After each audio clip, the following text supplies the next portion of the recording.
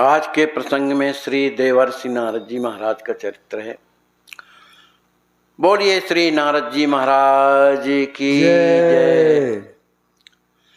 श्री नारद जी महाराज अपने जीवन की घटना बता रहे हैं कि मैं कैसे कैसे भगवान के चरणों में पहुंचा। ये अपने स्थिति को बता रहे हैं।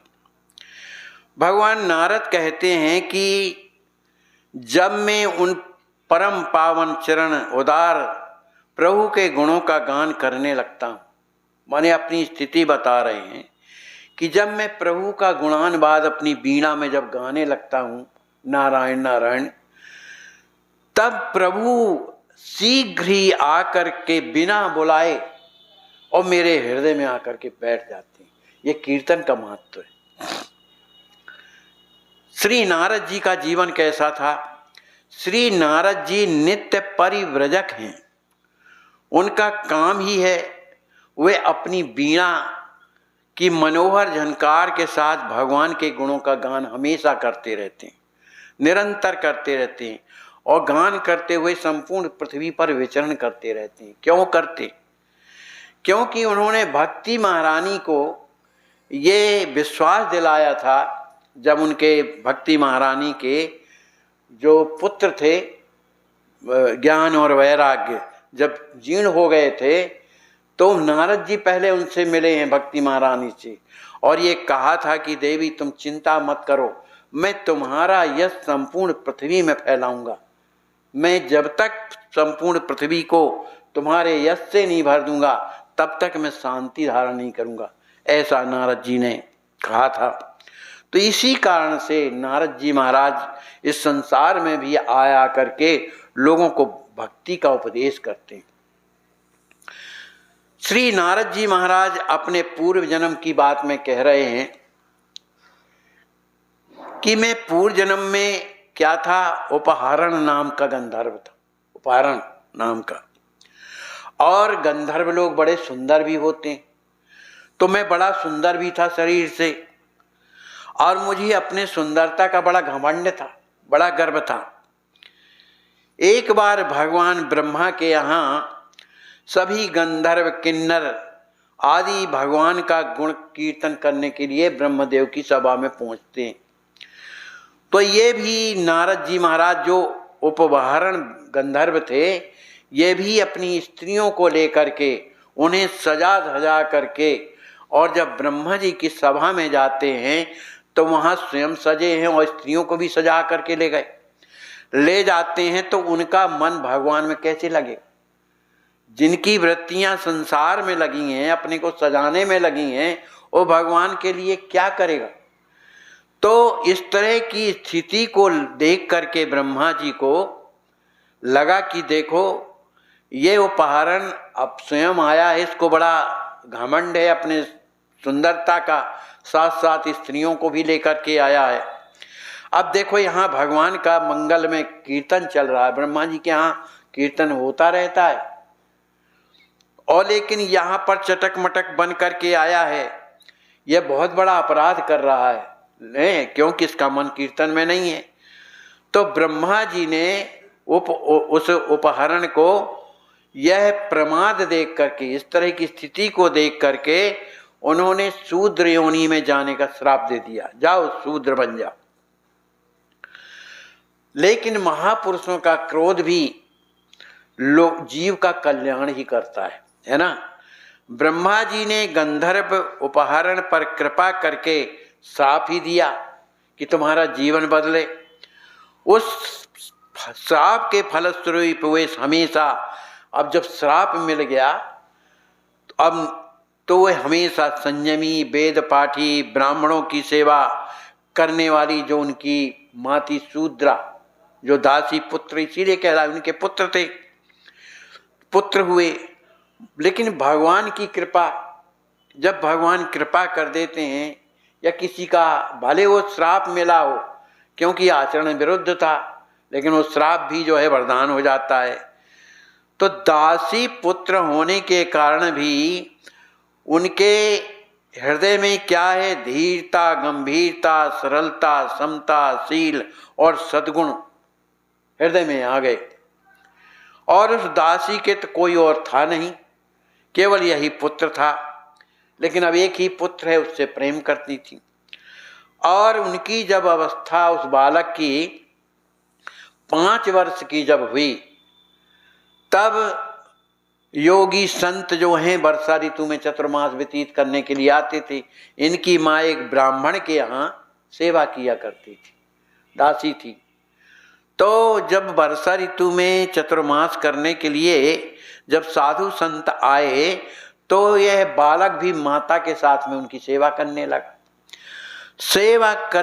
तो वहीं सेवा करते करते नारद जी ने स्वयं भगवान व्यास से अपनी ये कथा बताई।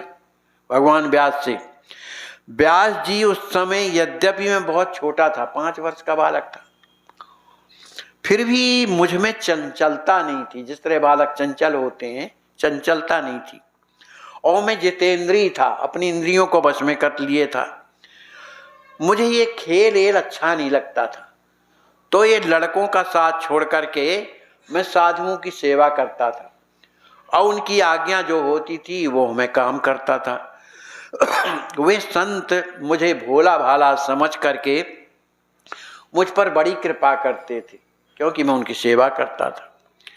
लेकिन मैं शूद्र बालक था, और उन ब्राह्मण संतों की अनुमति से उनके बर्तनों में जो जूठन लगा रहता था, थाली में जो जूठन वगैरह लगा रहता था, तो माँ की भी मदद करते थे, और जो जूठन लगा रहता था उसको पा लेते थे। शीत प्रसाद ही था संतों का।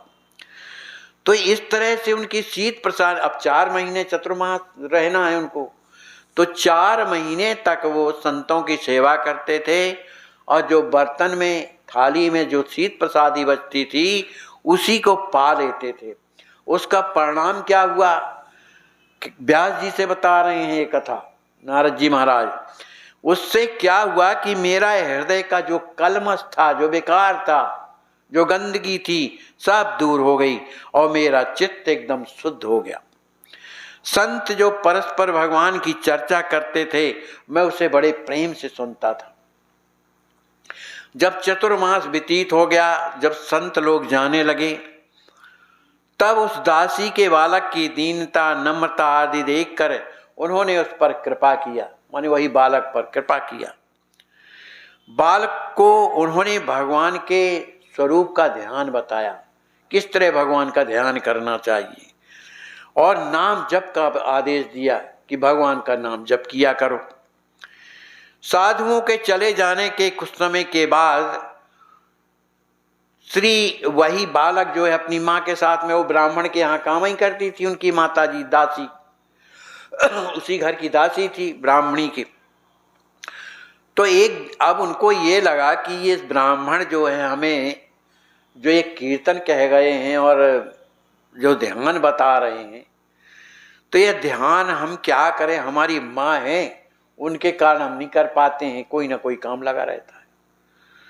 तो उनके मन में ये नहीं आया, उन्हें लगा कि अगर ये माँ ना होती तो हम अब बड़े प्रेम से भगवान का ध्यान करते और कीर्तन करते। संयोग ऐसा हुआ कि वो ब्राह्मण देवता की गाय लगाने के लिए रात्रि में, शाम के समय जैसे ही माता जी जाती हैं, तो उनके पैर में सर्प ने डस दिया। उस सर्प के डस देने से उनकी मृत्यु हो गई। और जब मृत्यु हो गई तो नारद जी जो है, ये बालक को माँ के मर जाने में दुख नहीं हुआ। चलो भगवान का जो विधान है वो सही होता है, कुछ और सोचते होंगे प्रभु। इस तरह से अब माता जी का वात्सल्य है ना, अब प्रभु ने दूर कर दिया। माता ममता की मूर्ति थी, हमेशा उस बालक को अपने पास में रखती, ऐसा नहीं ऐसा करो, मन इसी में लगाए रहती। तो ये सोचने लगा बालक की प्रभु ने बड़ी कृपा किया, ये ममता मुझसे दूर कर दिया। अब 5 वर्ष की अवस्था, न उन्हें देश का पता न काल का पता। अब नारद जी के मन में आया कि अब हम इधर रहकर करेंगे क्या।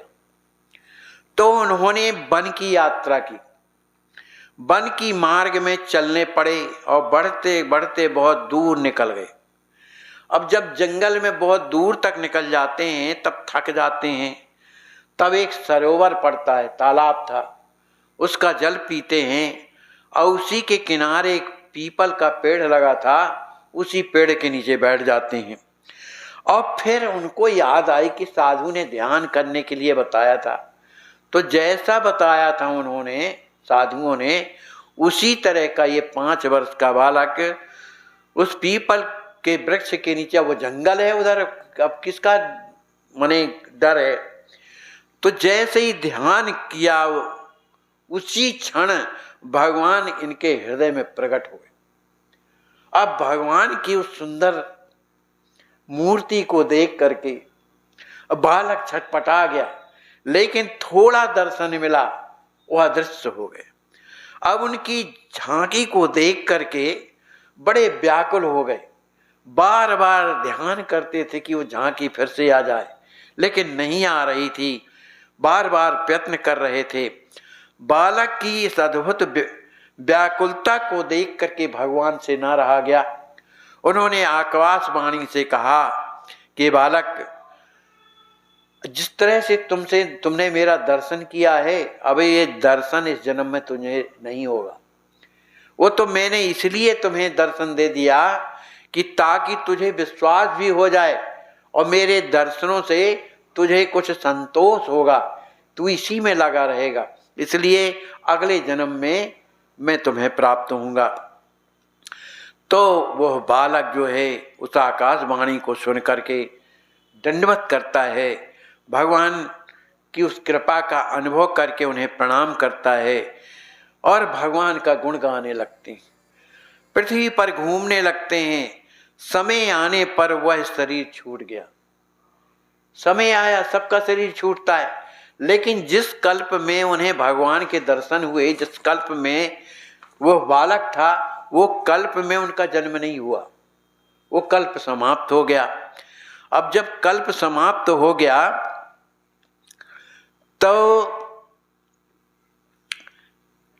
दूसरे जन्म में जब दूसरा कल्प जब लगा, तो उस समय इनका जो आत्मा थी जाकर के ब्रह्मा जी में समा गई, और जब ब्रह्मा जी में समा गई तब ये ब्रह्मा जी के मन से प्रकट हुए और उनका नाम उस समय पड़ा नारद। ते ब्रह्मा जी के मन के, ये भगवान के भी मन के हैं। भगवान को जो काम कराना होता है मन में स्मरण किए नारद जी पहुंच गए, बुलाना नहीं पड़ता, स्मरण किए नारद जी पहुंच गए। तो वैसे ही जैसे अब नारद जी ने कितना बड़ा काम किया, जैसे प्रहलाद जी, उनका पिता जो है हिरण्यकश्यप, कितना दुष्ट था, संसार में त्राही त्राही मचाए हुए था, और जब तपस्या करने के लिए जाता है तो इंद्र उसकी माँ जो कयाधु थी उसको पकड़ करके ले जा रहा था, किसके गर्भ में जो है राक्षस तो है, तो लिए जा रहा। तब नारद जी महाराज पहुंच गए, अरे इंद्र तो ये क्या कर रहा है, कहाँ लिए जा रहा? अरे महाराज, इसके उधर में जो है राक्षस का बीज है। अरे कहा नहीं, ऐसा मत सोचो, तुम छोड़ो इसको, मेरे यहाँ जाएगी। तो नारद जी महाराज ले गए, और जब नारद जी महाराज ले गए तो नारद क्या करते थे, रोजाना कीर्तन करते थे, रोजाना कथा सुनाते थे, इसी तरह का करते। तो जो नारद जी ने जो कथा सुनाई, कीर्तन किया, तो कीर्तन का जो महत्व सुनाया वो सब बालक को अनुभव हो गया। उस जैसे ही प्रहलाद प्रकट होते हैं, उन्होंने राम नाम का कीर्तन शुरू किया, उनके जीवन में और कुछ नहीं।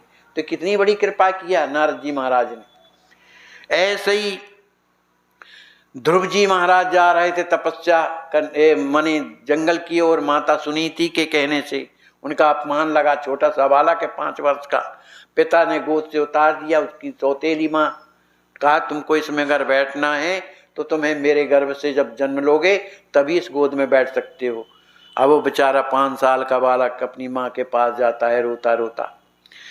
देखो, जिनकी भावना अच्छी होती तो दुष्ट भी अगर कुछ से दुष्टता करता है तो उसमें ध्यान नहीं देती। ध्रुव रोते रोते माता जी के सुनीति के पास जाते हैं। माता गोद में बैठाती है, बेटा क्या हो गया है? कहा, मुझे जो माँ है ना, तो उनने मुझे बैठने ही दिया गोद में। वो कह रही थी कि तुझे अगर पिता की गोद में बैठना है तो तू तपस्या कर, जब तेरा जन्म मेरे कोख से होगा तभी बैठ सकता है। तो इस तरह से मेरा अपमान किया है। सुनीति कहती है, देख वो माँ ने जो कुछ भी किया है बेटा बहुत बढ़िया किया है, तपस्या से ही सब कुछ प्राप्त होता है। अब तुम उस पिता की गोद के लिए ना ललायत रहो, उन परम पिता की गोद में बैठो और जा करके और तुम तपस्या करो। जब तपस्या के लिए जाते हैं तो बीच में कौन मिल गए? नारद। अरे बेटा कहाँ जा रहे हो? महाराज तपस्या करेंगे। अरे कहा तपस्या क्या करोगे? जंगल में कौन कौन रहते हैं, खा जाएंगे तुम्हें। कहा ऐसे कैसे खा जाएंगे, जो होना होगा तो होगा, हम तो जाएंगे। जब नारद जी ने देखा, नारद जी उसी को चेला बनाते थे जब हिला डुला लेते थे कि ये पक्का है, तभी बनाते थे, नहीं बनाते थे। अब उसको बढ़िया मंत्र दिया और कहा जाओ। तो देखो नारद जी की कृपा से उन्हें भगवान का दर्शन हुआ। ऐसे ही कई मने नारद राजा दक्ष के लड़के 10,000 लड़के गए तपस्या करने के लिए। पहले का समय ऐसा था कि बालकों को तपस्या करने के लिए भेजा जाता था, और जब तपस्या करके आते थे तब उनको गृह जीवन में प्रवेश करते थे। तो ये 10,000 राजा दक्ष के जब पुत्र तपस्या करने के लिए जब गए और जब लौट रहे थे तो नारद जी मिल गए रास्ते ही में। अब जंगल ही में तो थे।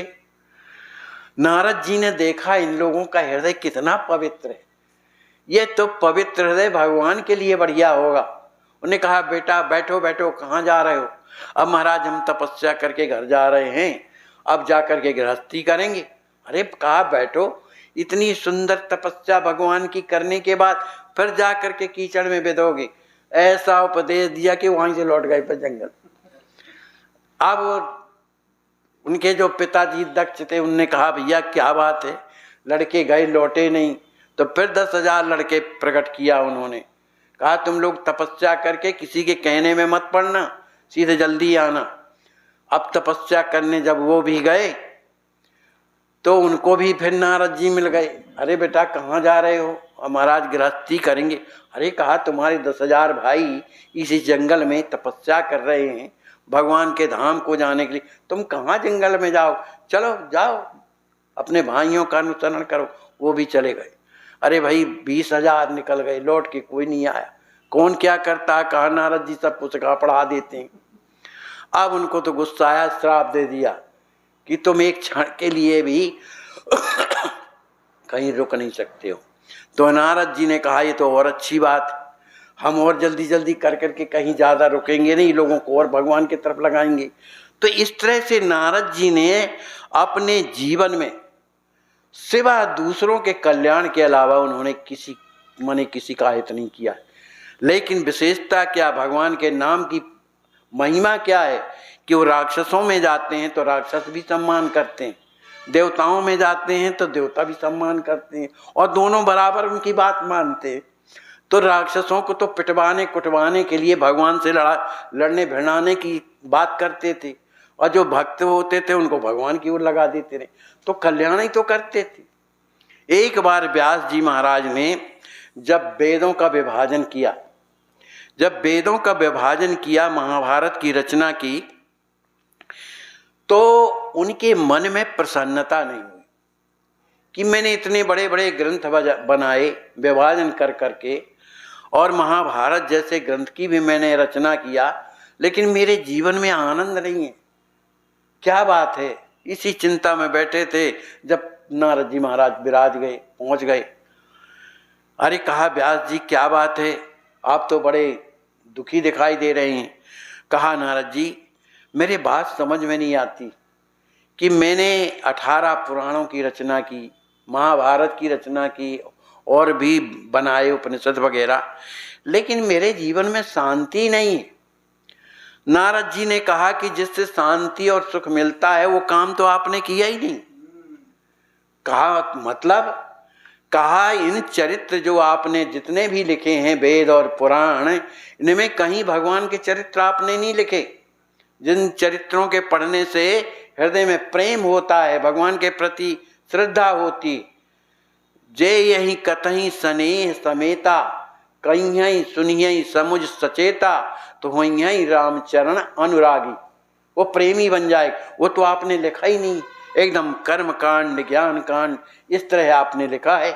एक ग्रंथ कोई इस तरह से लिखो जिसमें भगवान की लीला हो, और फिर बताइए कि आपके हृदय में आनंद आता है कि नहीं। तब फिर व्यास जी महाराज ने श्रीमद् भागवत पुराण की रचना की। और जब उस पुराण की रचना की तो जब भगवान के चरित्रों का जब वर्णन करते थे श्याम सुंदर के, तो मन वहीं ठग जाता था। कहीं गोपियों का जब चरित्र लिखते थे, लेखनी हाथ से छूट नहीं जाती थी, उनका प्रेम कितना। तो कहने का भाव यह है कि नारद जी महाराज अगर ना होते तो इस संसार में भगवान के प्रेम की कथा कैसे आती। तो सबके मार्गदर्शक यही हैं। बोलिए श्री नारद जी महाराज की जय।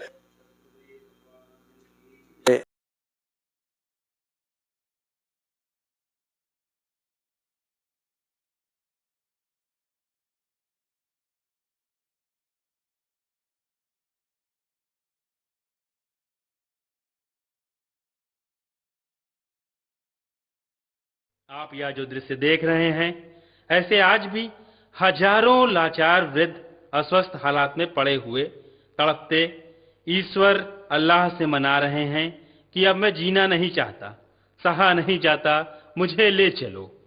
आइए, अगर आपके दिल में ऐसों के प्रति दर्द है तो ट्रस्ट के साथ मिलकर अपने अवकाश प्राप्त समय का दान देकर अपनी बौद्धिक योग्यता का, अपने धन का सच्चा सदुपयोग करके इनका दर्द मिटाएं और उस परम पिता परमेश्वर अल्लाह गॉड का प्यार प्राप्त करें। जिंदगी व संपत्ति तो एक दिन हमें छोड़ना ही है, तो क्यों ना हम अपने हाथ से ही उसका इन दुखियों की सेवा में सदुपयोग कर महान पुण्य के भागीदार बने। वैष्णव जन